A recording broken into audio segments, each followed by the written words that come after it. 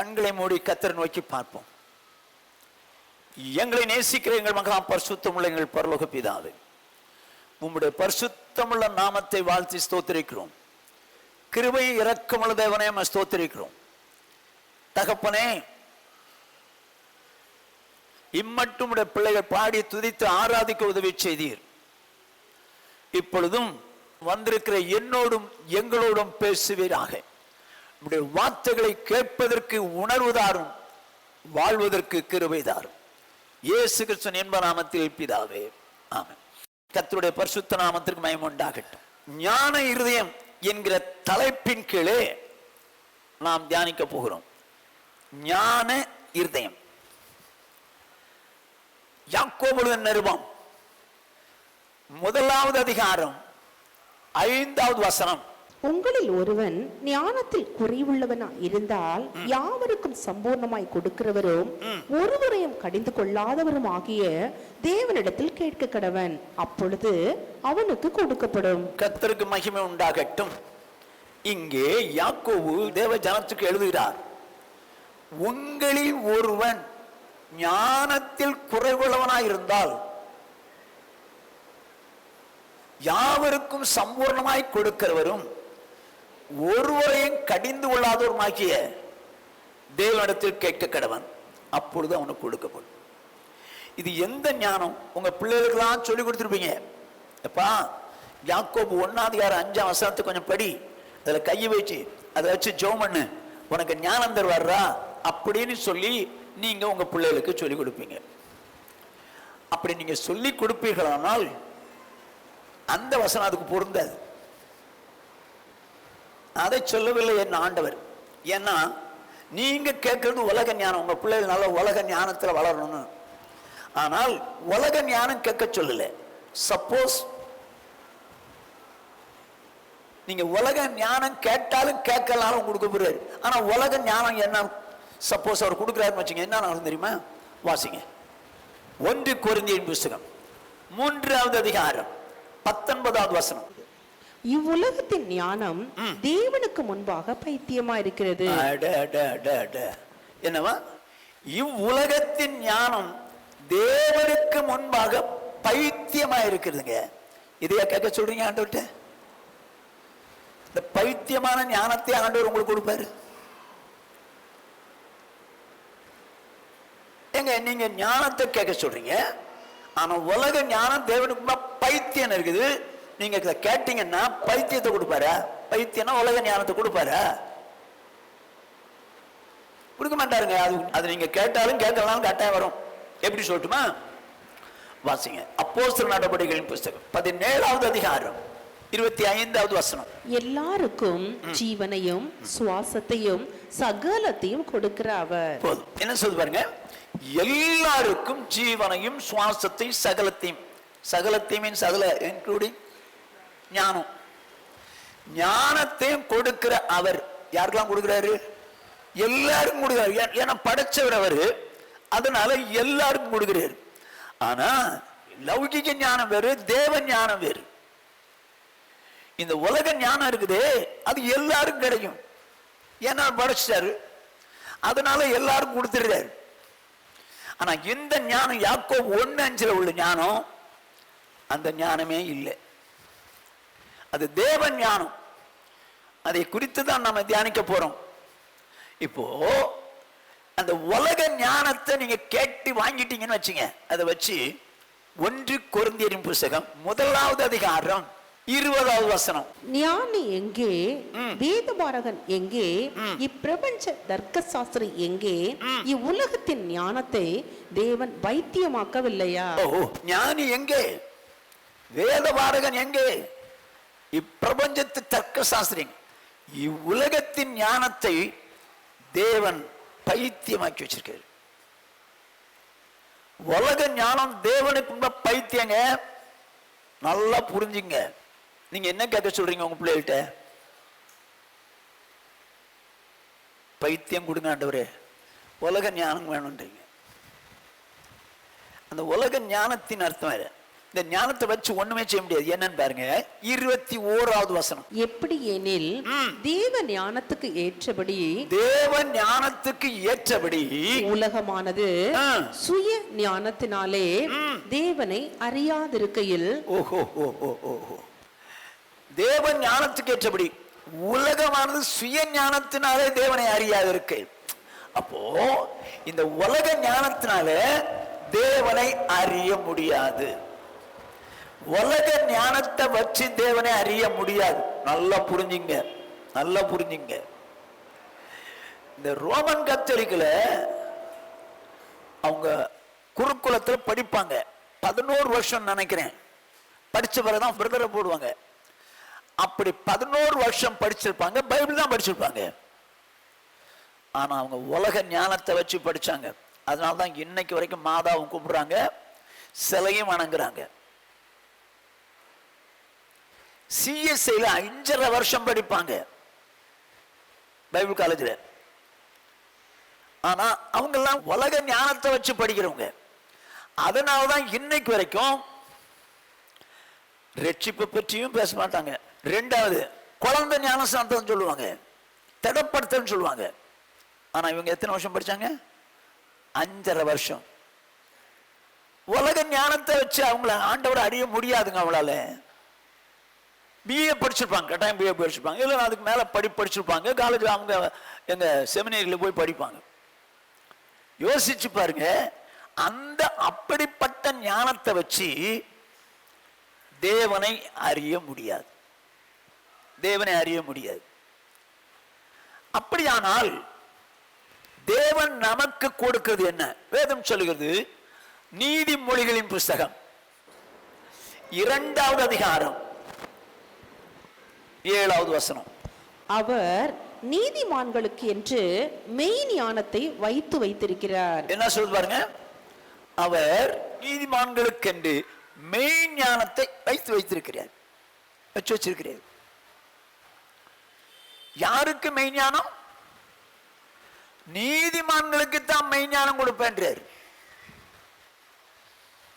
நான் அந்த மெய்ஞானம் என்ன, லௌகிக ஞானம் என்ன அப்படிங்கிறத குறித்து விவரமா சொல்ல விரும்புறேன்.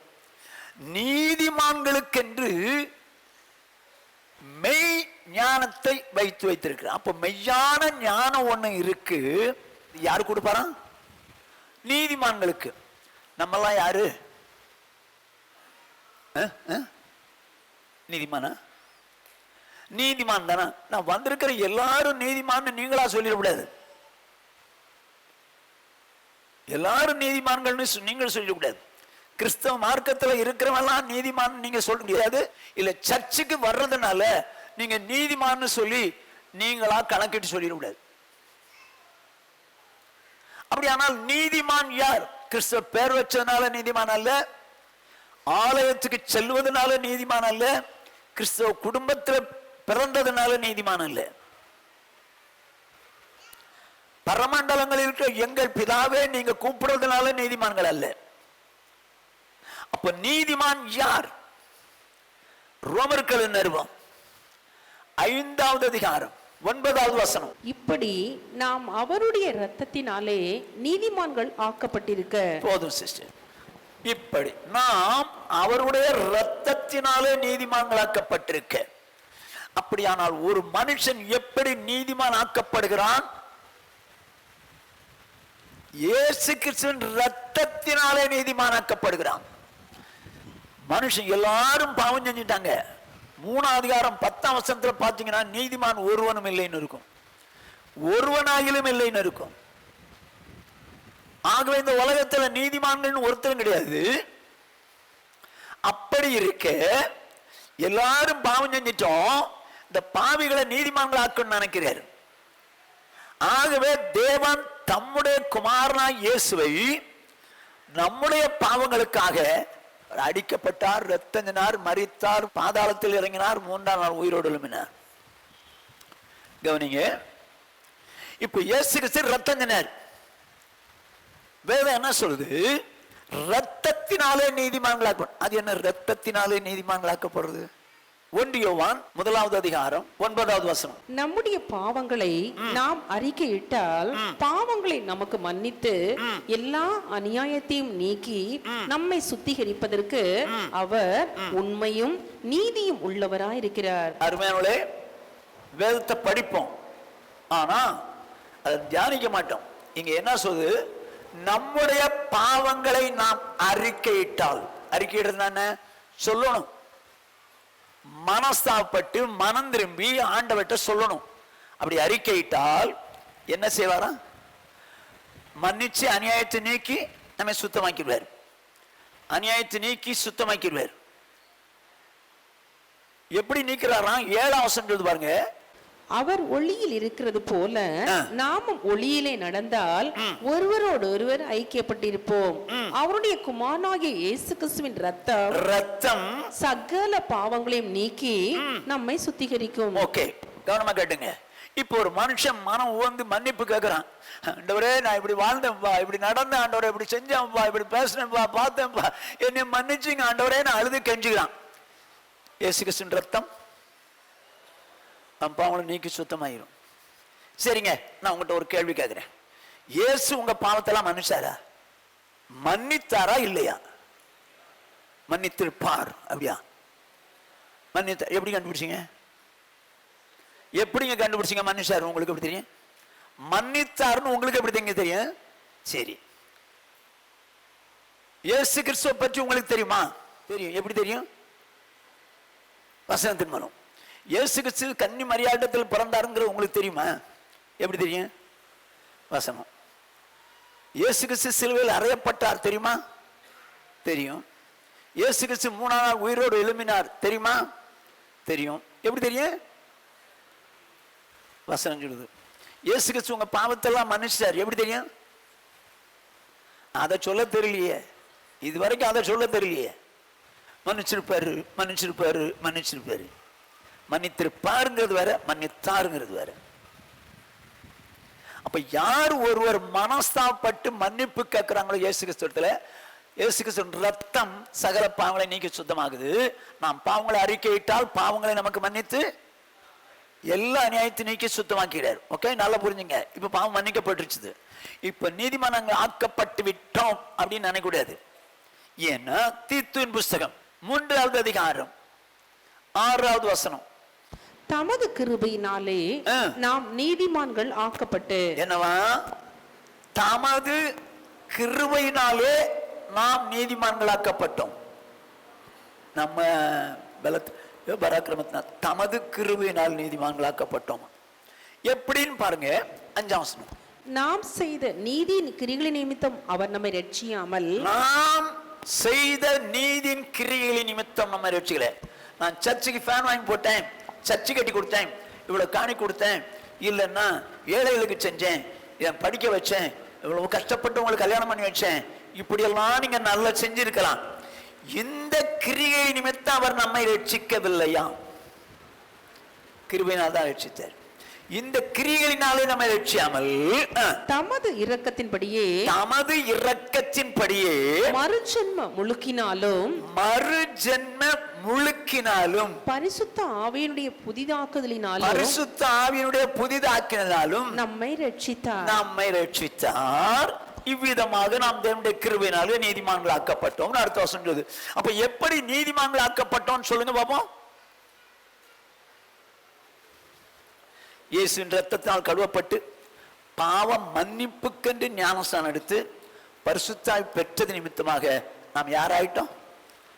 நீதிமான்கள் ஆயிட்டோம். ஆனா வேதம் என்ன சொல்லுது? நீதிமான்களுக்கென்று கர்த்தர் மெய்ஞானத்தை வைத்திருக்கிறார். மெய்ஞானத்தை வைத்திருக்கிறார். லௌகிக ஞானம் உலகத்தில் உள்ள எல்லாருக்கும் உண்டு. ஆனா மெய்யான ஞானம்னு ஒண்ணு இருக்கு, அது நீதிமான்களுக்கு மட்டும்தான், எல்லாரும் கிடையாது. இப்போ இந்த ஞானம் ஏன் கொடுக்கிறார்? இந்த ஞானம் ஏன் கொடுக்கிறார்? வேதம் சொல்கிறது 2 தீமோத்தேயின் புஸ்தகம் 3வது அதிகாரம் 15வது வசனம். கிறிஸ்து இயேசுவை பற்றும் விசுவாசத்தினாலே உன்னை ரட்சிப்புக்கு ஏற்ற ஞானமுள்ளவன் ஆக்கத்தக்க பரிசுத்த வேத எழுத்துக்களை நீ சிறு வயது முதல் அறிந்தவன் என்றும் உனக்கு தெரியும். கர்த்தருக்கு மகிமை உண்டாகட்டும். விசுவாசத்தினாலே உன்னை ரட்சிப்புக்கு ஏற்ற ஞானமுள்ளவன் ஆக்கத்தக்க. என்னத்துக்கு? ரட்சிப்புக்கு ஏற்ற ஞானம். அது முதல்ல இருந்து ரட்சிப்புக்கா இருக்கட்டும். இல்லைன்னா இயேசு வரப்போறாரா? வருவாரா? ஏன் வராரு? ஏங்க வராரு? தமக்காக காத்து கொண்டிருக்கவங்கள ரட்சிக்க போறாரு. அவர் ரட்சிக்கணும்னா அந்த ரட்சிப்புக்கு ஏற்ற மாதிரி ஒரு வாழ்க்கை வாழணும். அது அந்த ரட்சிப்புக்கு ஏற்ற ஞானம் வேணும். அந்த ஞானம் எப்படி கிடைக்குதா? வசனத்தில் தாங்க. பரிசுத்த வேத எழுத்துக்கள் தான் அந்த மாதிரி ஞானம் உள்ளவனா மாற்றுது. நம்ம விருப்பப்படி ஞானமா மாறிட முடியாது. அது நம்மை ரட்சிக்கத்தக்கதான அளவிற்கு அந்த ரட்சிப்புக்கேற்ற ஞானம் உள்ளவனாய் மாறுவதற்கு பரிசுத்த வேத எழுத்துக்கள் தந்த. சும்மா பைபிள் சும்மா இல்ல. நீங்க பைபிள் படிக்கிறீங்கல்ல, எதுக்கு படிக்கிறீங்க? சிலருடைய பைபிள்ல கோடு கோடா போட்டிருக்கோம். என்னன்னா, கர்த்தர் உன் கண்ணீரை கண்டார். போடுறா கோடு. உன் துக்கம் சந்தோஷமா மாறு. இழுடா இழு. இன்று கண்டு எழுத்திரை நீ காண மாட்டீர்கள். போடுறா கோடு.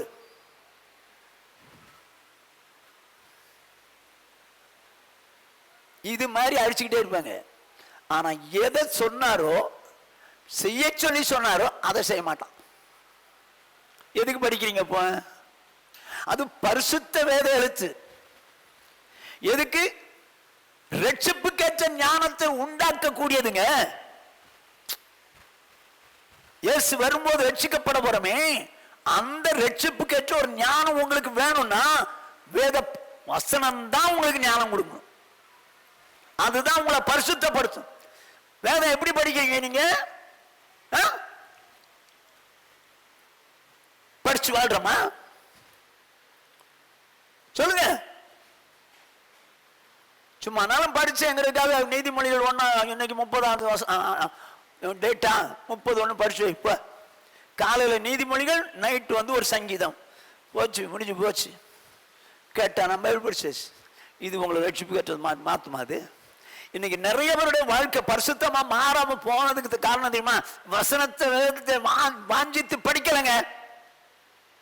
ஆனா ரட்சிப்புக்கு ஏற்ற ஞானம் உனக்கு வேணும்னா நீ வேதம் தான், உனக்கு வேதம் தான் ஞானத்தை கொடுக்கணும் போட்டுருக்குது. நான் சொல்லல, பரிசுத்த வேத எழுத்து தான் ஞானத்தை கொடுக்கும்.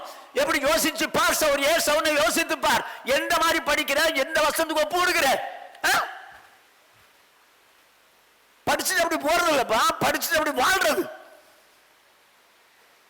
அது ஒண்ணு ரட்சிப்பு ஏற்ற மாதிரி கொண்டு போகும் அந்த பரிசுத்த வேத எழுத்து. இன்னைக்கு பரிசுத்த ஆரோக்கியம் அது கிடையாது. ஏன்னா பைபிளே படிக்க மாட்டோமே. எத்தனை பேர் பைபிள் படிக்காதவங்க உட்கார்ந்துருக்க? இல்ல ஒரு அதிகாரம் படிச்சு நானும் படிச்சேன். போ, எதுக்கு தான் படிச்ச? எதுக்கு தாங்க பைபிள் படிச்சீங்க?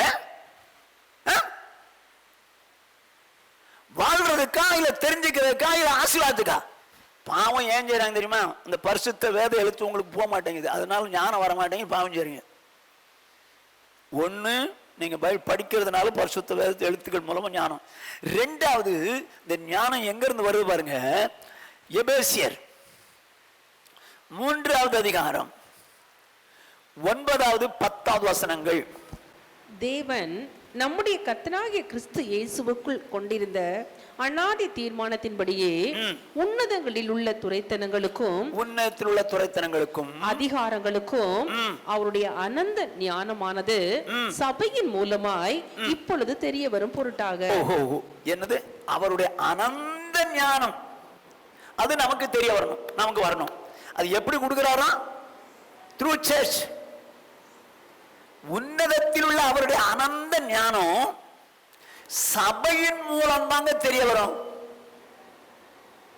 நீங்க தனியா படிச்சீங்கன்னா உங்களுக்கு வரைக்கும் சொல்லி கொடுப்பாரு. ஆனா முழு சபையும் தெரிஞ்சுக்கணுங்கிறதுக்காக தான் தேவன் ஊழியக்காரர் மூலமாய் அவருடைய அனந்த ஞானத்தை சபையில வெளிப்படுத்துறார். நல்லா புரிஞ்சுங்க. நீங்க படிக்கும் போது அந்த அளவுக்கு வழங்காது. ஆனா சபையில வந்து கேட்டீங்கன்னா, அடே நம்ம படிச்சோம் இப்படி புரியலையே, இப்ப இப்படி இருக்குது அப்படின்னு சொல்லி புரியும். ஆனா சபைக்கு ஏன் வரணும்? அவருடைய அனந்த ஞானத்தை நீங்க புரிஞ்சுக்கிறதுக்காக தான் வரணும். ஆனா இன்னைக்கு சபைக்கு எத்தனை மணிக்கு வரும்? ஒரு டைம் வச்சிருக்கீங்க, நீங்களே ஒரு டைம் வச்சிருக்கீங்க, இத்தனை மணிக்கு போனா போதும். இப்ப பாட்டு தான் பாடிக்கிட்டு இருப்பாரு, இப்ப வசனம் சொல்லிக்கிட்டு இருப்பாங்க, இப்போ சாட்சி சொல்லுவாங்க, இப்ப ஆராதனை நடக்கும், இனிமேதான் பாஸ்டர் வருவாரு.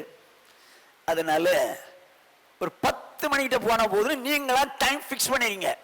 ஹலோ, எத்தனை பேர் பெண்டி வர? சரிங்க, நான் செய்தி ஆரம்பிச்சு ஒரு 1/4 மணி நேரம் ஆச்சுன்னு நினைக்கிறேன், இல்ல ஒரு 20 நிமிஷம் இருக்கும். இப்ப வந்தவங்களுக்கு என்னங்க புரிஞ்சிருக்கும்? இப்ப வந்தவங்களுக்கு என்ன புரிஞ்சிருக்கும்? சும்மா அட்டெண்டன்ஸ் போட வந்தீங்களா?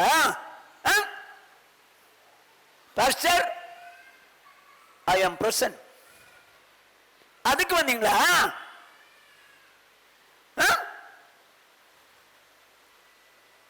தேவனை நேசித்து ஆராதிக்க முதல்ல வரணும். ஆராதிக்கிறவனுக்கு தான் கர்த்தர் வெளிப்படுத்துவார். யோவான் கர்த்தருடைய நாளிலே ஆவிக்குள்ளானான், அப்பொழுது பின்னால் இருந்து ஒரு சத்தத்தை கேட்டேன். என்ன சத்தம்? சபைக்கு எழுத வேண்டியது எழுது, நான் சொல்லி தரேன். இப்போ சபைக்கு சொல்றது எழுது, சபைக்கு அதுக்கப்புறம் நான் சொல்லி தரேன். ஏன் பிந்தி வரீங்க? என்னதான் சொன்னாலும் நீங்க ஒரு பிக்சட் டைம் வச்சீங்க, இப்ப போனாதான் கரெக்டா இருக்குண்ட அப்படின்னு வரீங்க. எதுக்குங்க அப்படி பண்றீங்க?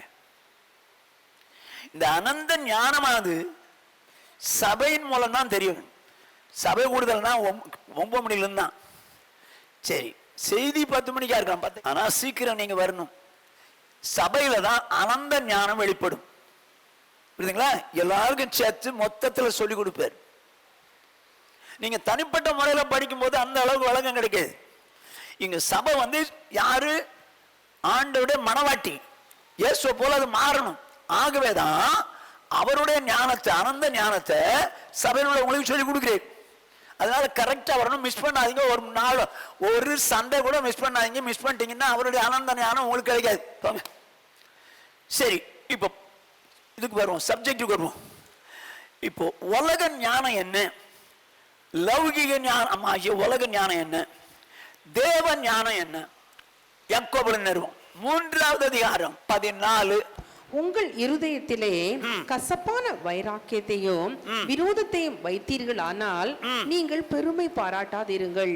சத்தியத்திற்கு விரோதமாய் பொய் சொல்லாமலும் இருங்கள். நீங்க 3 காரியம் சொல்லுது. கசப்பான வைராக்கியத்தை யார் மேலே வச்சுக்காதோம். அவன் பண்ணினதுக்கு, அவன் செஞ்சதுக்கு நான் அப்படிதாங்க இருப்பேன் சொல்றியா? கசப்பான வைராக்கியத்தை வைக்காத, விரோதத்தை வைக்காத, பெருமை பாராட்டாத, சத்தியத்துக்கு விரோதமாய் போய் சொல்லாத. இதெல்லாம் யாருடைய தெரியுமா? லௌகிக ஞானம். சொல்றேன் பாருங்க. இப்போ அடுத்த வசனம். இப்படிப்பட்ட ஞானம் பரத்திலிருந்து இறங்கி வருகிற ஞானமா இராமல். யார் சொல்றது? விசுவாசி சொல்றான். அவங்கள எனக்கு பிடிக்காது, இவங்களை எனக்கு பிடிக்கும், அவங்களை நான் வெறுக்கிறேன், நான் போய் சொல்றேன். ஏய், இப்படிப்பட்ட ஞானமானது விசுவாசி தானே. ஞானமானது பரத்திலிருந்து இறங்கி வருகிற ஞானம் இல்லை, இல்லை, இல்லை. இராமல் லௌகிக சம்பந்தமானதும், லௌகிக சம்பந்தமானதும் ஜென்ம சுபாவத்துக்கு உரியதும் பேய்த்தனத்துக்கு அடுத்ததுமாய் இருக்கிறது. ஐயோ ஐயோ ஐயோ ஐயோ, இது ஞானம் தான். அவ பண்ண வேலைக்கு நான் அப்படிதான் இருப்பேன் அப்படின்னு நீ ஞானமா பேசுற. அவசரத்துக்கு போய் சொன்னா தப்பு இல்லை, நீ ஞானமா பேசுற. இந்த ஞானத்தை குறித்து வேதம் சொல்லுது, இந்த ஞானம் பேய்த்தனத்துக்குரியது, பேய்த்தனத்துக்குரியது. தேவைப்படும்போது குடிச்சுக்குவேன், நீ உன் மனசார சொல்லிக்கிற, தேவைப்படும்போது குடிப்பேன், பேய்த்தனத்துக்குரியது. கேட்டா தேவ ஞானம் உடையவன். நோ, இது லௌகிக ஞானம். உங்ககிட்ட இப்படி எல்லாம் ஞானத்தை வச்சுக்கிட்டு நானும் தேவனுக்குரியவன் தான், தேவன் ஞானத்தை பெற்றவன் சொல்லாத. அது லௌகிக சம்பந்தமானது, பேய்த்தனத்துக்கு அடுத்தது. எப்படிங்க நம்ம கிட்ட இருக்கிற ஞானம் தேவ ஞானமா பேய்த்தனத்துக்கு அடுத்த ஞானமா? இப்ப உங்க கேரக்டரை வச்சே நீங்க சொல்லுங்க.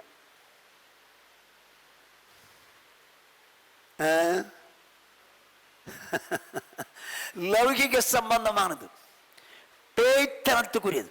அதுக்கு முந்தின வசனத்தை நீங்க பாத்தீங்கன்னா தான் அதோட கேரக்டர் தெரியும். சொல்லிட்டு 16, வைராக்கியமும் விரோதமும் எங்கே உண்டோ அங்கே கலகமும் சகல துர்ச்செய்கைகளும் உண்டு. என்னவா? இப்போ லௌகிக ஞானத்துல வைராக்கியம் உண்டானால், விரோதம் உண்டானால், வைச்சிருந்தா அங்கே கலகமும் சகல துர்ச்சைகளும் உண்டாகும். அருமையான சௌர்ணே சௌரிய கேள், லௌகிக ஞானமாகிய பேய்த்தனத்துக்கு அடுத்த ஞானத்தை நீ வைத்திருப்பாயானால் வைராக்கியம் பாராட்டுவ. அவன் பேச மாட்டான், நான் பேச மாட்டேன். நோ, அவனை என்னால எட்டி பார்க்க முடியாது.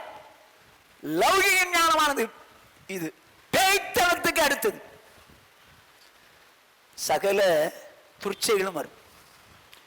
இது லௌகிக ஞானம். லௌகிக ஞானம்.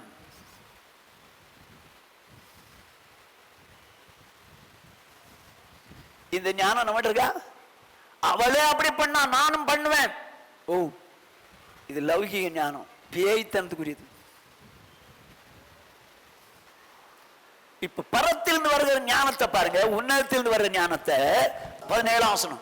பரத்திலிருந்து வருகிற ஞானமோ முதலாவது சுத்தம் உள்ளதாயும், பின்பு சமாதானமும் சாந்தமும் இணக்கமும் உள்ளதாயும், இரக்கத்தாலும் நற்கனிகளாலும் நிறைந்ததாயும், பட்சபாதம் இல்லாததாயும், மாயமற்றதாயும் இருக்கிறது. என்னவா? இப்போ பரத்திலிருந்து வருகிற ஞானம் லௌகிக ஞானம்னா உலக ஞானம். அந்த ஞானம் கசப்பு வச்சிருக்கோம், விரோதம் வச்சிருக்கோம், பொய் சொல்லும், கலகம் பண்ணும், எல்லாம் செய்யும். அது இருக்குதான்னு பாத்துங்க, அது லௌகிக ஞானம், பேய்த்தனத்துக்கு அடுத்தது.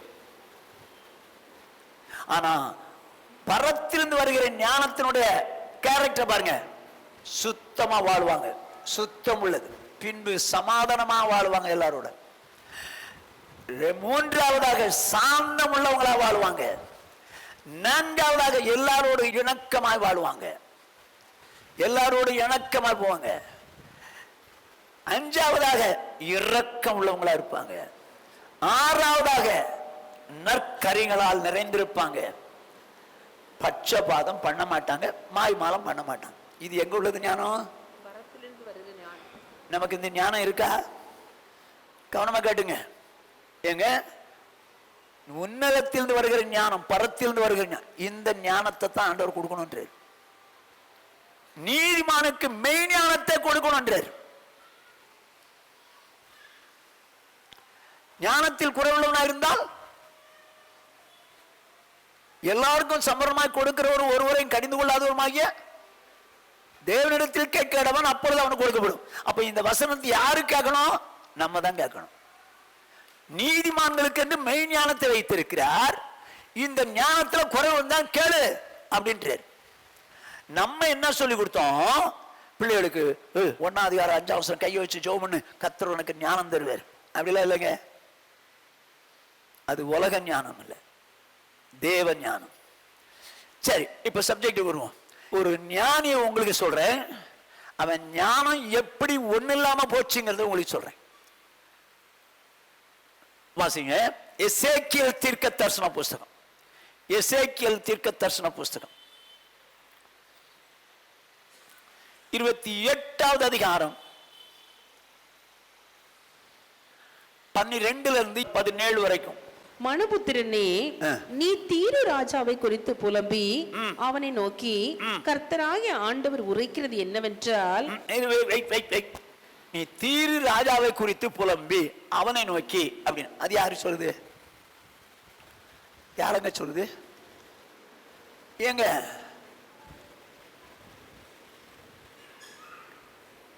சாத்தானை பற்றி சொல்லுது, லூசிபரை பற்றி சொல்லுது.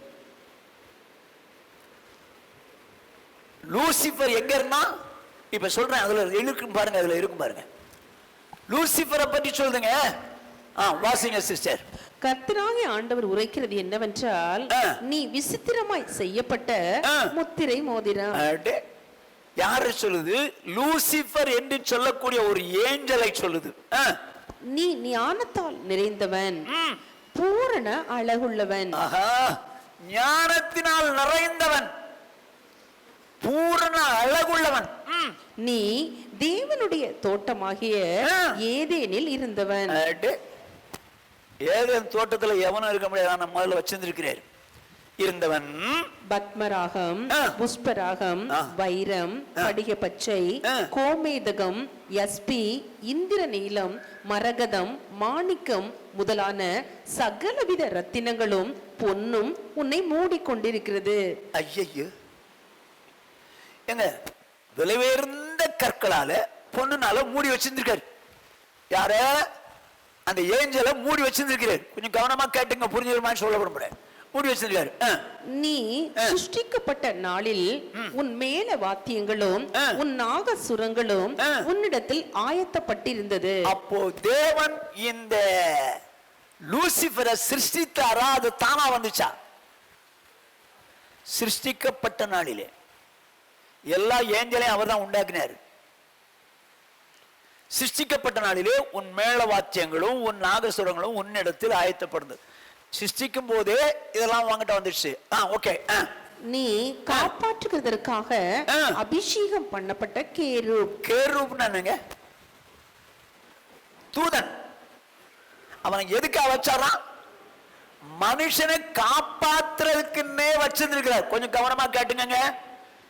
மனுஷனை காப்பாத்துறதுக்குன்னே அந்த லூசிபரை ஏற்படுத்தி இருக்கிறார், கேரூப் உண்டாக்கி இருக்கிறார். தேவனுடைய பரிசுத்த பர்வதத்தில் உன்னை வைத்தேன். அப்பா, எங்க வச்சிருக்கார்? தேவன் இருந்த இடத்துல வச்சிருக்கிறாரு. அக்னிமயமான கற்களின் நடுவே உலாவினாய். அக்னிமயமான கற்களின் நடுவே உலாவினாய். நீ சிருஷ்டிக்கப்பட்ட நாள் துவக்கி, நல்லா கவனிச்சுங்க, நீ சிருஷ்டிக்கப்பட்ட நாள் துவக்கி உன்னில் அநியாயம் கண்டுபிடிக்கப்பட்டது மட்டும், உன்னில் அநியாயம் கண்டுபிடிக்கப்படும் மட்டும் உன் வழிகளில் குறை அற்றிருந்தாய். குறைகளே கிடையாதுங்க. ஆனா அநியாயம் கண்டுபிடிச்சார், குறைவே கிடையாது. அந்த அளவுக்கு பெர்ஃபெக்ட்டா இருந்தவன் தான் யாரு?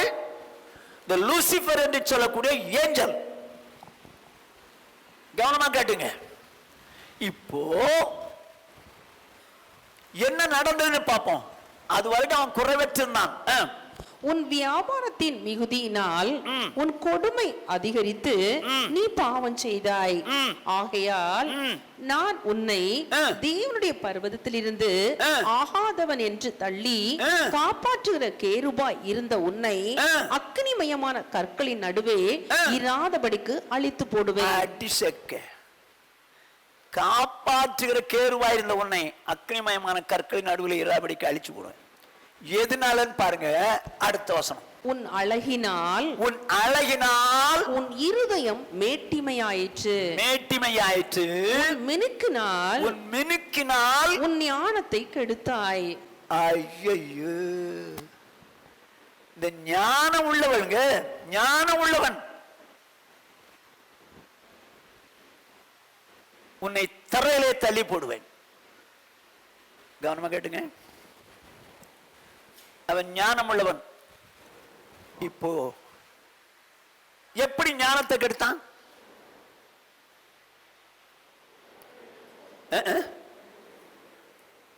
அழகினாலும் மினுக்கினார்.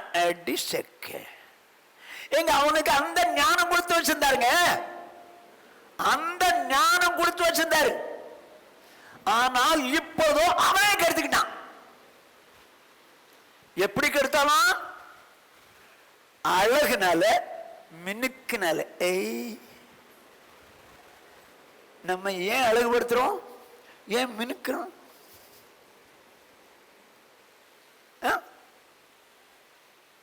என்னது? நிறைய பேர் அழகுபடுத்தணும்னு சொல்லி ஐயோ ஐயோ பியூட்டி பார்லர் போறேன். ஆனா நம்ம சபை ரொம்ப ரொம்ப நல்லவங்க. அங்க உள்ள பொருட்கள் எல்லாம் வீட்டுக்குள்ளே வாங்கி வச்சுக்கிட்டாங்க. அங்க போக மாட்டோம், இங்கே வச்சு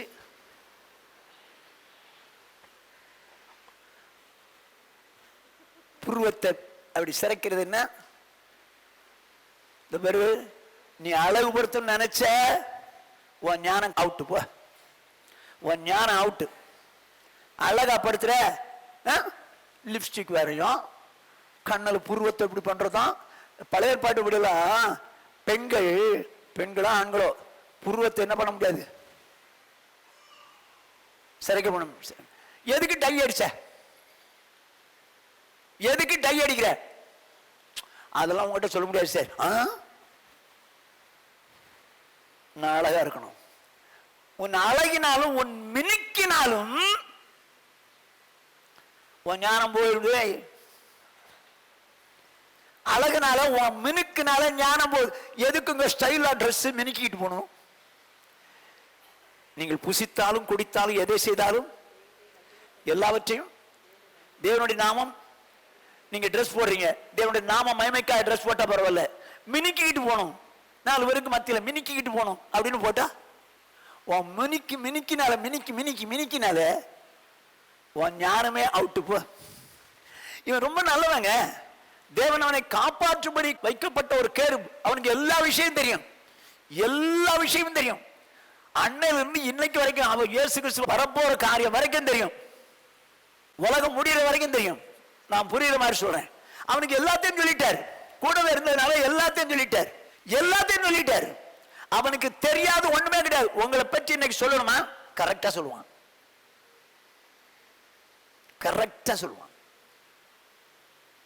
ஒரு லேடிக்கு பிசாசு பிடிச்சிருக்குது. அவங்க என்ன பண்ணிருக்காங்க, ஒரு சட்டியில, மண் சட்டியில நெருப்பு வச்சு தலையில வச்சு பிசாசு ஓட்டுறதுக்கு ட்ரை பண்றாங்க. பாவம், அது தலைதான் வந்திருக்கும். இப்போ நான் போன போது அது பிசாசு, ஏய் போறியா? நான் போக மாட்டேன். நீ யாருன்னு கேட்டேன். எங்க இருந்து வந்தேன் அது சொன்னது தெரியுமா? கோவூர்ல இருந்து வந்தேன். யார்? அந்த ஹை ஸ்கூல்ல வாட்ச்மேனா இருந்தார் தெரியுமா? அவர் பேரை சொல்லிச்சு. அவன் தான் நான். அந்த ஆளு தற்கொலை பண்ணி செத்துட்டாரு. இவளை ஏன் பிடிச்ச? ரொம்ப அழகா இருந்தா பிடிச்சேன். எப்ப பிடிச்ச? ராத்திரி 2 மணிக்கு பாத்ரூமுக்கு வந்தா அப்ப பிடிச்சேன். சரி, இப்ப நான் சொல்றேன், நீ போய் இவளை விட்டு போ. நான் போக மாட்டேன். போ, இயேசு நாமத்தால சொல்றேன், போ, இயேசு நாமத்தால. அரே, இப்ப எனக்கு ரூட்டு தெரியாது, எப்படி போகணும்னு எனக்கு தெரியாது. இப்ப பஸ் கூட கிடையாது. அது சொல்லுதுங்க, பஸ் கூட கிடையாது, எனக்கு ரூட்டும் தெரியாது. நான் இப்ப முடியாது. ஏய், காலையில போறேன்னே. நான் சொன்னேன், இந்த மாதிரிலாம் பேசாத, உனக்கு எல்லாமே தெரியும், போறியா போன்னு சொல்லி விரட்டிட்டேன். போயிடுச்சு. இப்போ அவ யாரு? அவ ஒரு லேடி. அந்த லேடிய பிடிச்சது ஒரு ஆவி. அது அவன் அல்ல. அவனை வச்சு என்ன பண்ணுது? ஏமாத்துது. இன்னைக்கு நிறைய பேர் அப்படி பண்ணுதுங்க. ஒரு சமயத்தில் இங்க ஒரு மீட்டிங் நடந்துச்சு. இந்த டிபிஎம் வளாகத்தில், முன்னால பெரிய வளாகம் இருந்தது, மீட்டிங் நடந்துச்சு. அப்போ ஒருத்தர் மேடையிலிருந்து பாட்டு பாடிட்டு இருக்காரு. நான் அன்னைக்கு வெளியே போயிட்டேன். பாஸ்டர்ஸ் எல்லாம் இங்க உட்காந்துருக்காங்க. பாட்டு பாட பாட பாட ஒரு லேடி குதிச்சுக்கிட்டே வருது. குதிச்சுட்டு வந்தா இங்க வந்து ஆடின பாஸ்டர்ஸ் எல்லாம் ட்ரை பண்ணிருக்காங்க. ஒருத்தருக்கும் போகவே இல்லை. கடைசியில இந்த ஸ்டேஜ்ல இருந்தார் பாருங்க, பாட்டு பாடி ஆராதனை நடத்தினவர், மேல இருந்து குதிச்சிட்டார். குதிச்சு போறியா இல்லையா அப்படின்னு கேட்டார். அதுக்கு அது என்ன சொல்லுமா? இந்த பாரு, ஒழுங்கா போயிரு, வண்டவாளத்தை தண்டவாளத்தை ஏத்திருவேன் அப்படின்னு சொன்ன நேரம் மேல ஸ்டேஜுக்கு வந்துட்டார். மேல ஸ்டேஜுக்கு வந்துட்டார். நானா இருந்தேன், படா உனக்கு பொய்யனும் பொய்க்கு பிதாமா என்ன வேணாம் சொல்லி போறியா இல்லையான்னு போய் சரி கடைசியில் அது போச்சோ போலியோ எனக்கு தெரியல, விடுங்க. எனக்கு பாஸ்டர் சொன்னாங்க. நான் எதுக்கு சொல்ல வரேன்னா, எல்லார பற்றி அதுக்கு தெரியுமா தெரியாதா? உங்களை பற்றி தெரியுமா தெரியாதா? தெரியுங்க, தெரியும். ஆனா கவனமா கேட்டுங்க, அந்த அளவுக்கு உயர்ந்த இடத்துல வச்சிருந்த அவன் ஏன் கீழே வந்தான்? ஏன் ஞானம் கெட்டு போச்சு?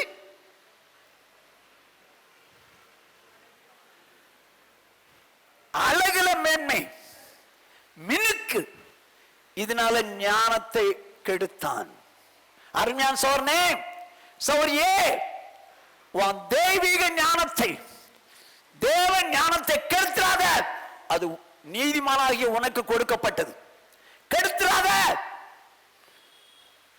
அழகுபடுத்தணுமா? அழகு லிப்ஸ்டிக் ஏன் அழகுபடுத்துறீங்க?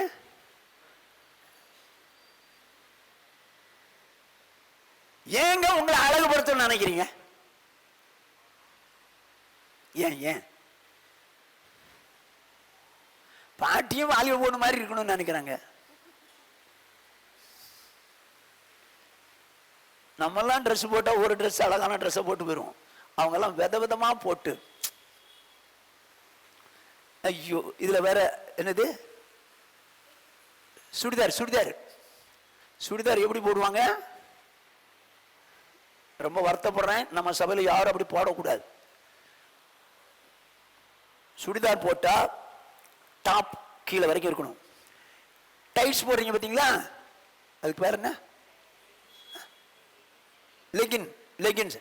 அது போட்டீங்கன்னா தயவுசெய்து மறுபடியும் சொல்றேன், நம்ம சபையை குறித்து சாட்சி உண்டாகணும். டாப் கீழே வரைக்கும் இருக்கணும். விரிஞ்சிருச்சு அப்படி தூக்குனீங்கன்னா போதும், கெட்டு போயிருவீங்க. ஜாகிரதை. உன் அழகுனால உன்னை மேன்மைப்படுத்த விரும்பாதே.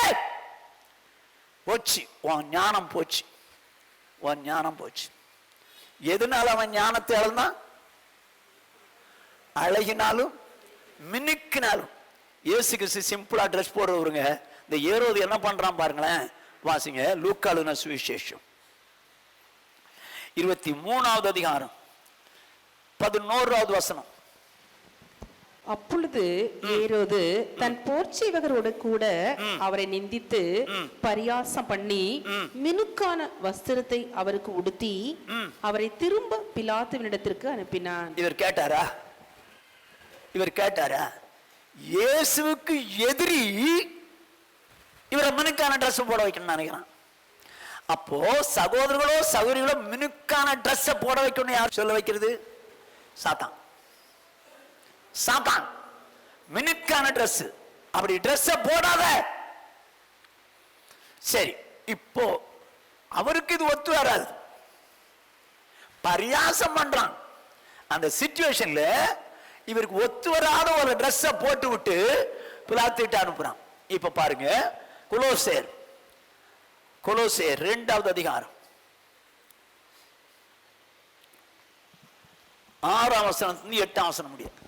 ஆகையால் நீங்கள் கர்த்தராகிய கிறிஸ்து இயேசுவை ஏற்றுக்கொண்டபடியே அவருக்குள் வேர் கொண்டவர்களாகவும் அவர் மேல் கட்டப்பட்டவர்களாகவும் அவருக்குள் நடந்து கொண்டு. ஓகே, இப்ப சபை எப்படி இருக்கணும்னு சொல்லி சொல்லுது. அவர் மேல் கட்டப்பட்டவன் நடந்து கொண்டு வாங்க.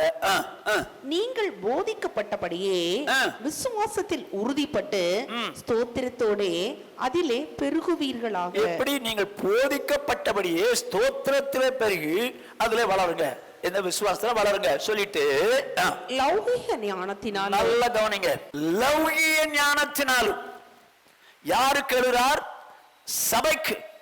ஸ்தோத்திரத்தில் பெருக வேண்டிய சபை, விசுவாசத்தில் பெருக வேண்டிய சபை. லௌகிக ஞானத்தினாலும் மாயமான தந்திரத்தினாலோ ஒருவனும் உங்களை கொள்ளை கொண்டு போகாதபடிக்கு எச்சரிக்கையாயிருங்கள். லௌகிக ஞானம் அப்படின்னா ஆங்கிலத்தில் என்னங்க எழுதிருக்குது? போடுப்பா பாப்போம். பிலாசபி, தத்துவம். எப்படி எப்படி தேவ ஜனத்தை எப்படி ஏமாத்தலாம் பாருங்க. அந்த ஜனங்களை, தேவ ஜனங்களை, ஞானமுள்ள ஜனங்களை எப்படி ஏமாத்த? தத்துவத்தை வச்சு. தத்துவம் தத்துவம். சின்ன உதாரணம் சொல்லிட்டா, இந்த வளைகாப்பு போடுறாங்களே, 7வது மாசம் 5வது மாசம் 9ஆம் மாசம் வளைகாப்பு போடுறான். எதுக்கு போடுறாங்க? தத்துவம் பேசுவான் பாருங்க. அந்த வளைகாப்பு போட்டா அது ஜிலு ஜிலு ஜிலு ஜிலு ஜிலு ஜிலு ஜிலுன்னா காது கேட்குமா? ஏன் அது வரைக்கும் காது கேட்காமலாம் உட்காந்துருக்குது? 6வது மாசத்திலே காது கேட்குதுங்க குழந்தைக்கு. பைபிள் சொல்லுது, மரியாள் எலிசபெத்தை வாழ்த்தினாள் 6வது மாசத்துல. அதை கேட்டு பிள்ளை களிப்பாய் துள்ளிச்சு. அப்பவே கேட்குதுங்க. ஜில் ஜில் போடணுமா? இது என்னவா? இது ஒரு பிலாசபி. பால் காய்ப்பாங்க, பால் பொங்குற மாதிரி பொங்கணும், அப்பதான் ஆசீர்வாதமா இருக்கும். பிலாசபி பேச நீயும் கேட்கிறியா? நீ அதை கேட்கிறியா? வேதம் சொல்லுது, லௌகிக ஞானத்தினாலும் மாயமான தந்திரத்தினாலும் உங்களை கொள்ளை கொண்டு போகாதபடிக்கு எச்சரிக்கையாயிருங்க. மனுஷனுடைய பாரம்பரிய நியாயத்தை உலக வழிபாடுகளையும் பற்றியதே இல்லாமல் அதெல்லாம் கிறிஸ்துவை பற்றியதில்லை. மறுபடியும் சொல்றேன், இந்த பிலாசபிலாம் உங்களை பேசி தேவனை விட்டு விலக பண்ணுவான். ரொம்ப ஜாக்கிரதை, ரொம்ப ஜாக்கிரதை. ஏதாவது ஒண்ணு சொன்னா வசனமானு கேளுங்க. இல்ல இல்ல, ஊர்ல உலகத்தில் உள்ள வழக்கம், வழக்கத்துக்கும் நமக்கும் சம்பந்தமே கிடையாது, சம்பந்தமே கிடையாது.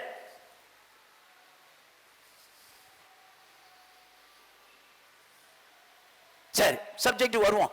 இப்போ வாசிங்க. இந்த பாரம்பரியம் சொல்லி தராங்க பாத்தீங்களா, அதெல்லாம் ரொம்ப கேர்ஃபுல்லா இருங்க. இப்ப பாருங்க, நீதிமொழிகளின் புத்தகம் 28வது அதிகாரம் 26ஆம் வசனம். தன் இருதயத்தை நம்புகிறவன் மூடன், ஞானமாய் நடக்கிறவனோ ரட்சிக்கப்படுவான். என்ன, யாரு ரட்சிக்கப்படுவாங்களாம்? இயேசு வரப்போறாரா? வரப்போறாரா? யாரு ரட்சிக்கப்படுவாங்களா? ஞானமாய் நடக்கிறவன். ஞானம் யார்கிட்ட இருக்குது? நீதிமான் இருக்கு. நீதிமான் ஞானமாய் நடந்தால் இயேசு வரும்போது அவன் ரட்சிக்கப்படுவான். இப்ப ஆண்டவர் வரும்போது உன்னத பாட்டு 2வது அதிகாரம் 10வது வசனத்தை வாசிங்க. சபையை பார்த்து என்ன சொல்றார்? என் நேசர் என்னோட பேசி, சபையோட பேசி, என் பிரியமே, என் பிரியமே, என் ரூபவதியே, என் ரூபவதியே, எழுந்து வா. யாரை பார்த்து சொல்லணும்? ஆண்டவரே சபையை பார்த்து சொல்லணும். என்ன சொல்லணும்? என் பிரியமே, என் ரூபவதியே, எழும்பி வா. அப்ப ஆண்டவருக்கு பிரியமானவரை தான் சபையை தான் கொண்டு போறார். நல்ல கவனமா கேட்டுங்க. அப்ப அவரை பிரியப்படுத்துறது எப்படின்னு 7வது 6ஆம் வசனத்தை வாசிங்க. மனமகிழ்ச்சி உண்டாக்கும் என் பிரியமே, நீ எவ்வளவு ரூபவதி, நீ எவ்வளவு இன்பம் உள்ளவள். என்ன சொல்றாரு? என் மனமகிழ்ச்சி உண்டாக்க பிரியமே. அப்படியானால் யார் ஒருவன் ஆண்டவருக்கு மனமகிழ்ச்சி உண்டாக்குறானோ அவன் தான் பிரியமானவன். அவனைத்தான் என் பிரியமே எழும்பி வான்னு சொல்ல போறார். சௌரனே, சௌரியே, கேள். நீ ஆண்டவருடைய மனசுக்கு மகிழ்ச்சி உண்டாக்கு நினைக்கிறியா, இல்ல உன் மனசுக்கு நீயே மகிழ்ச்சி உண்டாக்குன்னு வாழ நினைக்கிறியா? உன் மனசுக்கு மகிழ்ச்சி உண்டாக்கி வாழணும்னு நினைச்சா நீ இயேசு வரும்போது பறக்க முடியாது. இயேசு உன்னை பார்த்து என் பிரியமேன்னு சொல்ல மாட்டார். நீ ஏன்னா உனக்கே பிரியமா நடக்கிற, உன் மனசுக்கே பிரியமா நீ நடக்கிற. ஆனால் ஆண்டவருடைய வார்த்தை சொல்லுது, மனமகிழ்ச்சி உண்டாக்கும் என் பிரியமே.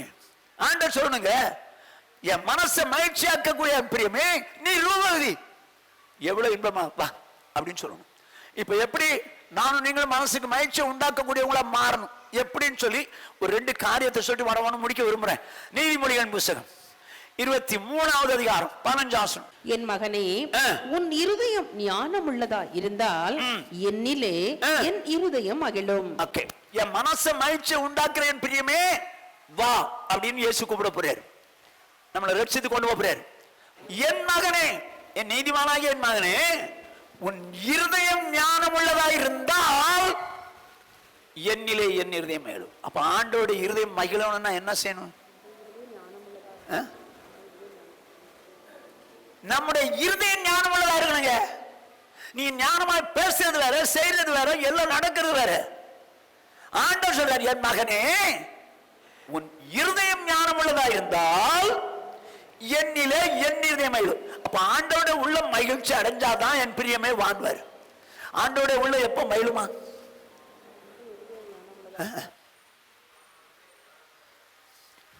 இருதயம் ஞானம் உள்ளதா இருந்தாங்க. இருதயம் ஞானம் உள்ளதாக என்ன செய்யல? உன் இருதயம் ஞானம் உள்ளதா இருந்தா என் இருதயம் மகிழும். அப்ப இருதயம் ஞானம் உள்ளதா மாறணும்னு என்னங்க செய்யலாம்? சரி, இப்படி கேட்கிறேன், ஞானம்னா என்ன? யோபின் புஸ்தகம் 28:28 மனுஷனை நோக்கி இதோ ஆண்டவருக்கு பயப்படுவதே ஞானம். என்ன சொல்லுது பாருங்க, ஆண்டவருக்கு பயப்படுவதுதான் ஞானம். ஆண்டவருக்கு பயப்படுறதுன்னா என்னங்க? நீதிமொழிகள் 8:13 தீமையை வெறுப்பதே கர்த்தருக்கு பயப்படும் பயம். தீமையை வெறுப்பதே கர்த்தருக்கு பயப்படும் பயம். இப்போ தீமையான பேச்சு, தீமையான சிந்தனை, தீமையான காரியங்கள் எல்லாத்தையும் வெறுத்தா அது கர்த்தருக்கு பயப்படும் பயம். ஆண்டவர் சொல்றாரு, உன் இருதயம் ஞானம் உள்ளதா இருந்தா என்னிலே என் இருதயம். இருதயம் எப்போ ஞானமாகும்? எங்க ஞானம் அடைவது எப்படின்னு போட்டுச்சு? கர்த்தருக்கு பயப்படுதல் ஞானம். கர்த்தருக்கு பயப்படுதல் என்ன? அப்ப இருதயம் ஞானம் அடைகிறதுனா என்னங்க? இருதயத்துல அசுத்த சிந்தனைகள் வரும்போது அதை அடிச்சு காலி பண்ணு. நீ சிந்திக்கிறவன் புருஷனுக்கு தெரியாது, நீ சிந்திக்கிறவன் மனைவிக்கு தெரியாது, நீ சிந்திக்கிறவன் பிள்ளைக்கு தெரியாது. ஆனா எல்லா சிந்தனையும் மேல உள்ளவர் அறிவார். யோசித்து பார். ஆண்டவர் சொல்றாரு, உன் இருதயமே ஞானமுள்ளதா இருக்கும்ன்றாரு. அப்படின்னா இருதயமே தீமையை வெறுக்கணும். பாவமான சிந்தனை வரும்போது அடிச்சு காலி பண்ணு. என்ன பொறுத்த அளவுக்கு நான் சொல்லுவேன், ஆண்டவரே, பாவமான காரியத்தை சிந்திச்சு நான் சந்தோஷப்படுறேன்னா என் இருதயத்தை ஃபெயிலியர் ஆக்குங்க ஆண்டவரே. எனக்கு அப்படிப்பட்ட ஒரு இருதயம் தேவையில்லை ஆண்டவரே. உங்களை சந்தோஷப்படுத்துறதை விட என்ன சந்தோஷப்படுத்துற இருதயம் எனக்கு தேவையில்லை ஆண்டவரே. அசுத்தமான சிந்தனை வருதான் பார்.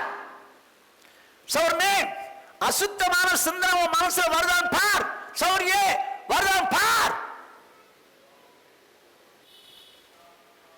இப்ப உன் இருதயம் ஞானம் உள்ளதாகணும். என்ன செய்வ? தீமை வெறுப்பதா கர்த்தருக்கு பயப்படும் பயம். அப்போ அசுத்தமான சிந்தனை என்ன பண்ணிடணும்?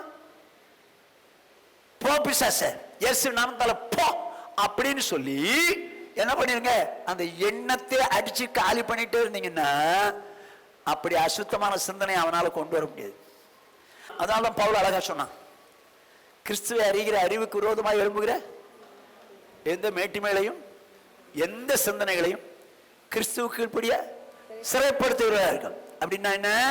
இயேசு அறியக்கூடாதபடிக்கு அசுத்தமான சிந்தனைகளை சாத்தான் என் மனசுல கொண்டு வரும்போது நான் என்ன பண்றேன்? அந்த சிந்தனைகளை நான் சிறைப்படுத்துகிறேன்.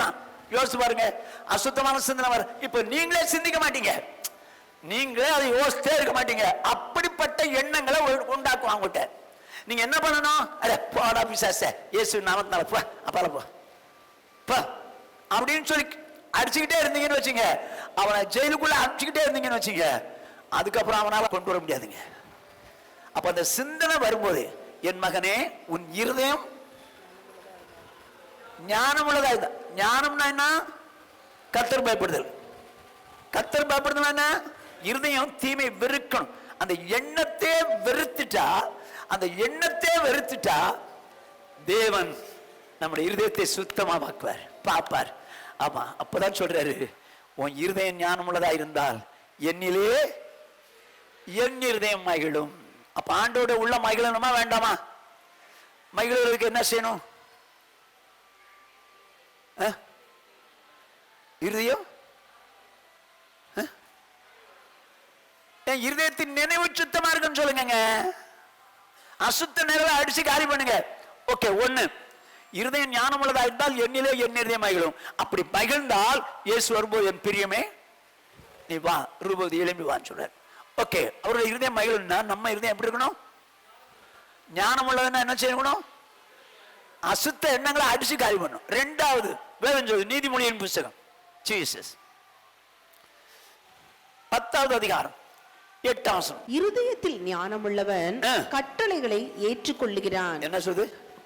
இருதயத்தில் ஞானம் உள்ளவன் கட்டளைகளை ஏற்றுக்கொள்கிறான். இருதயம் ஞானம் உள்ளதா இருந்தால் அவருடைய உள்ளம் மகிழும். அவருடைய உள்ளம் மகிழ்ந்தாதான் என் பிரியமே ரூபவதியே எழும்பி வான்னு சொல்லுவார். இப்ப அவருடைய உள்ளம் மகிழணுமா வேண்டாமா? அவருடைய உள்ள மகிழ்ச்சி ஆகணும்னா நம்ம என்ன செய்யணுமா? ஃபர்ஸ்ட் பாயிண்ட், இருதயத்தில் சுத்த நினைவு வரணும். அசுத்த நினைவை அடிச்சு காலி பண்ணணும். சுத்த நினைவோடு கூட இருக்கணும். உங்க நினைவை யாரும் பார்க்க முடியாது பிரதர், சிஸ்டர், யாரும் பார்க்க முடியாது. ஆனால் இயேசுவை சந்திக்கணும்னு விரும்புவானால் அந்த ஞானமுள்ள இருதயத்தை கரப்படுத்திடாத, பரிசுத்தமான சிந்தனை வச்சுக்கோ. அதே நேரத்தில் இருதயத்தில் ஞானம் உள்ளவன் கட்டளைகளை வாசிக்கிறானா ஏற்றுக்கொள்கிறானா? ஏற்றுக்கொள்கிறானா என்ன? அக்செப்ட் பண்றதுன்னா என்ன? அப்படி வாங்க. இருதயத்தில் ஞானம் உள்ளவன் கட்டளைகளை ஏற்றுக்கொள்கிறான்னா செயல்படுத்துறான்னு அர்த்தம். அதை செயல்படுத்துறான்னு அர்த்தம். புரியுதுங்களா? நான் சொல்றது புரியுதா இல்லையா? அப்படி நீங்க செயல்படுத்துறீங்கன்னா உங்க இருதயத்தில் என்ன உள்ளவங்க? ஞானம் உள்ளவங்க. நீங்க இருதயத்தில் ஞானம் உள்ளவங்களா இருந்தால் அவருடைய உள்ளம் மகிழும். நீங்க அவருடைய உள்ளத்தை மகிழ்ச்சியாக்க விரும்புறீங்களா? ஆமென், ஹல்லேலூயா. அப்ப என்ன செய்யலாம்? காதுல கழுத்துல இருக்கிறத எடுத்துடலாமா? என்னடா புது குண்டு போடுறாரு? எங்க நான் ஒண்ணும் குண்டு போடலைங்க, வேதத்தில் எழுதி வச்சுக்கிறது சொல்றேன்.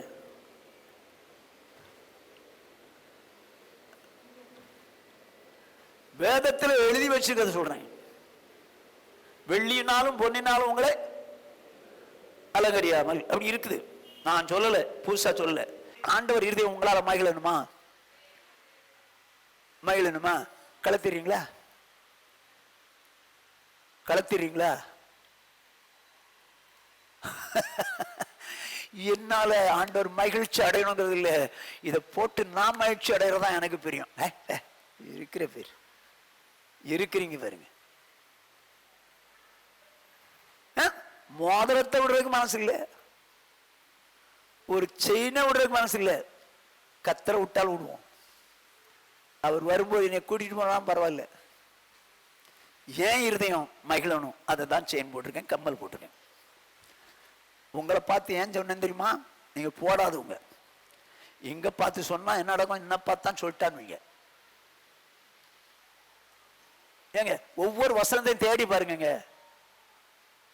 இருதயத்தில் ஞானம் உள்ளவன் கட்டளைகளை ஏற்றுக்கொள்கிறான்.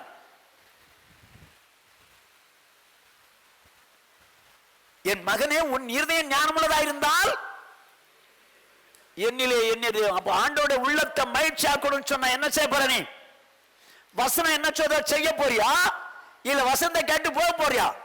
என்ன சொல்ல போற? கடன் வாங்காதுன்னு வசனம் இருக்கா? ஏன் வாங்குற? வாங்காத, வாங்க மாட்டேன்னு சொல்லு. வசனத்துக்கு நடுங்கிறவனாயிரு.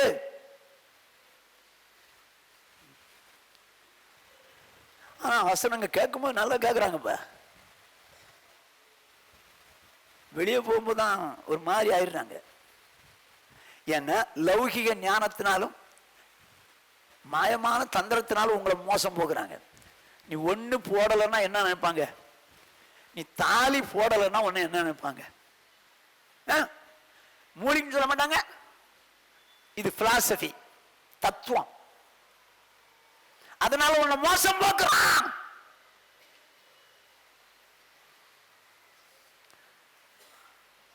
இப்போ உன் இருதயம் ஞானமுள்ளதா இருந்தால் என்னிலே என் இருதயம் மகிழும், அவருடைய இருதயம் மகிழும். ஓகே, சரி. அவருடைய இருதயத்தை மகிழ்ச்சி ஆக்குறது எப்படி? நம்முடைய இருதயம் ஞானமுள்ளதா மாறுறது எப்படி? தீமையான எண்ணத்தை வெறுத்தணும்.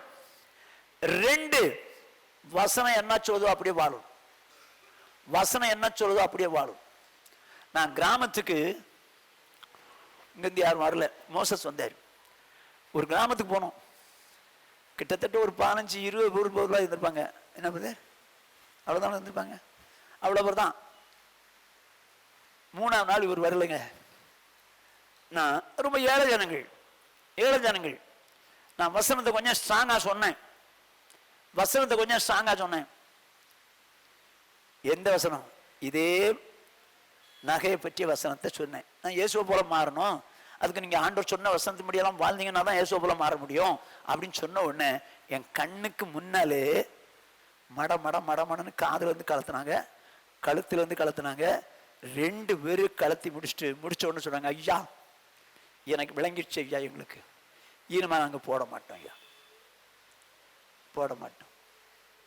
எங்க ஏழை ஜனங்கள் வசனத்துக்கு நடுங்கிறாங்க, நம்ம வசதி உள்ளவங்க. அதனால இது போட்டா தான் ஜிகு ஜிகுன்னு 4 பேர் மதிப்பாங்க. ஐயா 4 பேர் மதிப்பாங்க, ஆண்டவர் மதிக்க மாட்டாரு. அவர் இருதயம் ஒன்னால மகிழாதே. ஜீசஸ். கடைசி அவர் வசனம் சொல்லி முடிக்கிறேன், வாசிங்க. ஜீசஸ்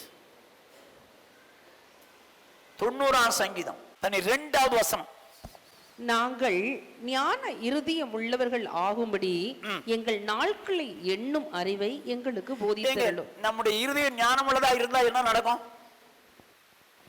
தேவனுடைய இருதயம் மகிழும். நம்முடைய இருதயம் ஞானம் உள்ளதா இருந்தா இருதயம் சுத்தமா இருக்கும். நம்முடைய இருதயம் ஞானம் உள்ளதா இருந்தா வசனம் சொல்றது கேட்போம். அங்க சொல்றாரு, மோசே தான் சொல்றாரு, நாங்கள் ஞான இருதயம் உள்ளவள் ஆகும்படி எங்கள் நாட்களை எண்ணும் அறிவை எங்களுக்கு போதியும். அப்படின்னு அர்த்தம் என்னங்க? நான் எப்ப சாவ போறேங்க சொல்லிருங்க ஆண்டவரே, நான் எப்ப சாவ போறேங்க சொல்லிருங்க. ஏன் தெரியுமா? நான் ஞான இருதயம் உள்ளவனாய் வாழணும் ஆண்டவரே, நான் ஞான இருதயம் உள்ளவனாய் வாழணும். அருமையான சோதனை, இயேசு எப்போ வருவார்னு யாருக்கும் தெரியாது, நம்முடைய சாவு எப்போ நமக்கும் தெரியாது. அவன் மோசே கேட்கிறான், நாங்கள் ஞான இருதயம் உள்ளவள் ஆகும்படி ஐயோ எங்கள் நாட்களை எண்ணுகிற அறிவை எங்களுக்கு தாங்கப்பா ஆண்டவரே, எங்களுக்கு இவ்வளவு நாள் தான் வச்சிருக்கீங்கன்னா அந்த நாட்களுக்குள்ள என் இருதயத்தை ஞானமுள்ள இருதயமா மாத்த விரும்புறேன். என் இருதயம் ஞானமுள்ளதா இருந்தா உங்க இருதயம் மகிழும். ஆகையினால என் சாவு என்னைக்குன்னு எனக்கு சொல்லி கொடுத்துருங்க. கேட்கலாமா ஆண்டவர்கிட்ட? என்னைக்கு என்னை சாவு படிக்க போறீங்க சொல்லுங்க. எங்க 4 அன்னைக்கு சாவு போறோம்னு வச்சுங்களேன், நீங்க இப்ப எப்படி இருப்பீங்க? நீங்க சாவுங்கன்னு சொல்லல, சாவு போறோம்னு வச்சுங்க, போறோம்னு தான் சொல்றேன். நம்மளை பார்த்து 4 அன்னைக்கு சாவு போறோம், எப்படி இருப்பீங்க? ஒருவன் வியாதிப்பட்டு 5 நாள் படுக்கையில் இருக்கிறான் அப்படின்னா என்ன ஆகும் தெரியுமா? இந்த வியாதி நேரத்தில் சீரியஸ்ன்னு சொல்லியாச்சு டாக்டர், இதுல ஆண்டவரே நான் போய் சொல்லி தான் மன்னிச்சுங்க, இச்சையா பார்த்துருந்தா மன்னிச்சுங்க, சினிமா பார்த்தது மன்னிச்சுங்க, யார்ட்டையும் பேசாம இருந்தது மன்னிச்சுங்க, இப்படி மன்னிச்சுங்க அப்படி மன்னிச்சுங்கன்னு சொல்லிட்டு யார் வேற கசப்பு தான் அவங்களை கூப்பிட்டு வச்சு மன்னிப்பு கேட்பான். ஏன்னா சாப்பிட்றானே. இப்ப நமக்கு சாப்பிட்ற டேட் தெரியாதுனால தான் இஷ்டத்துக்கு வர்றான். அதனால அவன் சொல்றான், எனக்கு அந்த டேட்டு சொல்லி கொடுத்துருங்களேன். யாருக்கு சாவு எப்போ வரும்னு தெரியாதுங்க. நானும் சார் கார்த்திகேயனும் டேனியும் முந்தா நாட்டு ரெக்கார்டிங் போனாங்க. ரெக்கார்டிங் ஆவடியில் ரெக்கார்டிங் முடிச்சுட்டு வர்றோம். எங்களுக்கு முன்னால ஒரு பையன், ஒரு வாலிப பையன், இந்த மோட்டர் பைக்ல சீட்டு வளர்த்தியா இருக்குமா பின்னால, பையன் இப்படி கீழே உட்காந்துருப்பான், பொண்ணு மேல உட்காந்துட்டு பிடிச்சிருப்பாங்க. அது மாதிரி ஒரு பைக் இருக்கா? இருக்கு. அந்த பைக்ல ஒரு பொண்ணு பின்னால உட்காந்துருக்கு. சைட்ல நின்று பேசிட்டு இருந்தான், ஒரு பையன்கிட்ட பேசிட்டு இருந்தான். நாங்க வண்டியில வரோம்.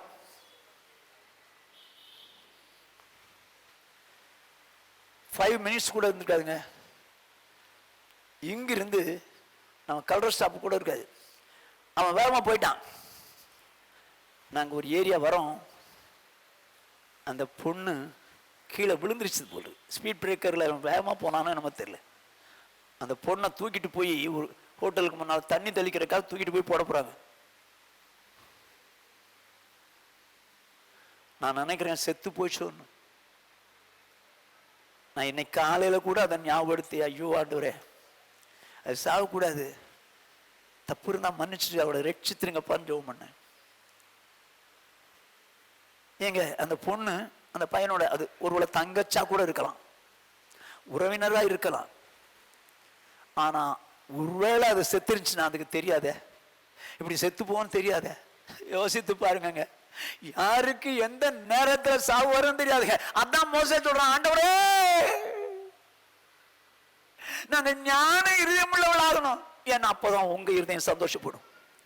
ஆகவே எங்கள் நாட்களை எண்ணும் அறிவை எங்களுக்கு தார். எப்போ போகணும் எங்களுக்கு தெரியாது ஆண்டவரே, எப்போ போகணும் எங்களுக்கு தெரியாது. நீங்க சொல்லி கொடுத்துட்டீங்கன்னா அதுக்கேற்ற மாதிரி நாங்கள் ஞான இருதயம் உள்ளவங்களா மாறுவோம். என்ன செய்யலாங்க? என்ன செய்யலாம்? ஞான இருதயம் உள்ளவங்களா வாழ்ந்தா என்ன நடக்கும்? இயேசுடைய உள்ள மகிழும். ஞான இருதயம் உள்ளவன் என்ன செய்வான்? தீமை வெறுத்துருவான், பாவத்தை வெறுத்துருவான், எண்ணத்தை வெறுத்துருவான். ஞான இருதயம் உள்ள என்ன செய்வான்? வசனத்தை கை கொள்வான். ஆண்டவரே எனக்கு ஞான இருதயம் வேணும், எனக்கு ஞானம் கொடுங்க. கேட்கலாமா ஆண்டவர்கிட்ட? எல்லாரும் இப்ப எல்லாரும் யாக்கோபு 1:5 கையை வைங்க பார்ப்போம். வாசிங்க. உங்களில் ஒருவன் ஞானத்தில் குறைவுள்ளவனா இருந்தால், நல்ல கவனிங்க, என்ன ஞானம்? அனந்த ஞானம், இருதயத்தில் ஞானம். ஞானத்தில் குறைவுள்ளவனா இருந்தால் யாவருக்கும் சம்பூர்ணமாய் கொடுக்கிறவரும் ஒருவரையும் கடிந்து கொள்ளாதவருமாகிய தேவனிடத்தில் கேட்க கடவன், அப்பொழுது அவனுக்கு கொடுக்கப்படும். சரி, இப்போ அதுல கை வைங்க பார்ப்போம். இந்த வசனத்துல கை வைங்க பார்ப்போம். கை வச்சு சொல்லுங்க பார்ப்போம். ஆண்டவரே, நான் ஞானத்தில் குறைவுள்ளவனா இருக்கிறேன், என் இருதயத்தில் ஞானத்துல குறைவுள்ளவனா இருக்கிறேன், தெய்வீக ஞானத்துல குறைவுள்ளவனா இருக்கிறேன், குறைவுள்ளவளா இருக்கிறேன். என் தகப்பனே எனக்கு ஞானம் தாங்கப்பா, அந்த தெய்வீக ஞானம் தாங்க ஆண்டவரே, இருதயத்தில் ஞானம் தாங்க ஆண்டவரே, நான் உமக்கு பிரியமாய் வாழ உதவிச்சீங்கப்பா ஆண்டவர். இருதயத்தில் ஞானமுள்ளவளாய் வாழ்ந்து என் பிரியமே நீ எழும்பி வான்னு சொல்ற அளவுக்கு எனக்கு உதவிச்சீங்க ஆண்டவரே. எனக்கு ஞானம் தாங்க, அந்த ஞானம் வேணும், அந்த தெய்வீக ஞானம் வேணும், அந்த தெய்வீக ஞானம் வேணும். என்னை ஒப்பு கொடுக்கிற ஆண்டவரே. லௌகிக ஞானம் வேற, பரத்திலிருந்து வருகிற ஞானம் வேற.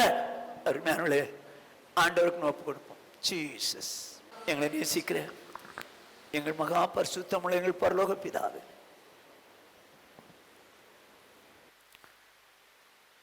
நாங்கள் ஞானத்தில், தெய்வீக ஞானத்தில் குறைவுள்ளவர்கள்ப்பா. எனக்கும் எங்களுக்கும் அந்த ஞானத்தை நிறைவாய் தருவீராக. நீதிமானுக்கு என்று மெய் ஞானத்தை வைத்திருக்கிறேன் என்று சொன்னீங்களே, இந்த மெய்யான ஞானம் என் வாழ்க்கையிலே கிடைக்கட்டும் ஆண்டவரே. நீர் வரும்போது என் பிரியமே எழும்பி வான்னு சொல்ற அளவுக்கு எங்க இருதயம் ஞானம் உள்ளதா இருந்தா உங்க இருதயம் மகிழும். எங்க இருதயம் ஞானம் உள்ளதா இருக்கும்படிக்கு தீமையான அசுத்தமான எல்லா எண்ணத்தை நாங்க வெறுத்து எங்க இருதயத்தை சுத்தமா வைத்துக் கொள்ள உதவிச்சீங்க.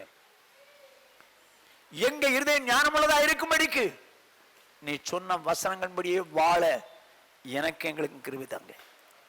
என்றைக்கு வந்தாலும் இயேசு வந்தால் ஞானமுள்ள இருதயத்தோடு கூட உடைய சமூகத்தில் உண்மை சந்திக்கட்டும். மினுக்கினாலும் அழகினாலும் எங்கள் ஞானம் ஆண்டவரே எங்களை விட்டு போயிடாதபடிக்கு நாங்கள் எளிமையாய் வாழ எனக்கு எங்களுக்கும் கர்த்தர் கிருபை தாங்க. வந்து எல்லாரையும் ஆசீர்வதிங்க, சமாதானத்தோடு அனுப்புங்க. இயேசு கிறிஸ்துவின் இன்ப நாமத்தில் பிதாவே. என் ஆத்துமாவே கர்த்தரை ஸ்தோத்திரி, என் முழுமே பரிசுத்த நாமத்தை ஸ்தோத்திரி, என் ஆத்மாவே கர்த்தரை ஸ்தோத்திரி, அவர் செய்த சகல உபகாரங்களை மறவாதே. ஆமென். நம்முடைய கர்த்தராகிய இயேசு கிறிஸ்துவினுடைய கிருபையும் பிதாவாகிய தேவனுடைய அன்பும் பரிசுத்த ஆவியானுடைய ஐக்கியம் அந்யோன்யம் ஆறுதலும் சமாதானமும் இன்றும் என்றும் நம்மனவரோடும் உலகில் உள்ள சகல பரிசுத்தங்களோடு காப்பதாக. ஹல்லேலூயா, ஹல்லேலூயா, ஹல்லேலூயா.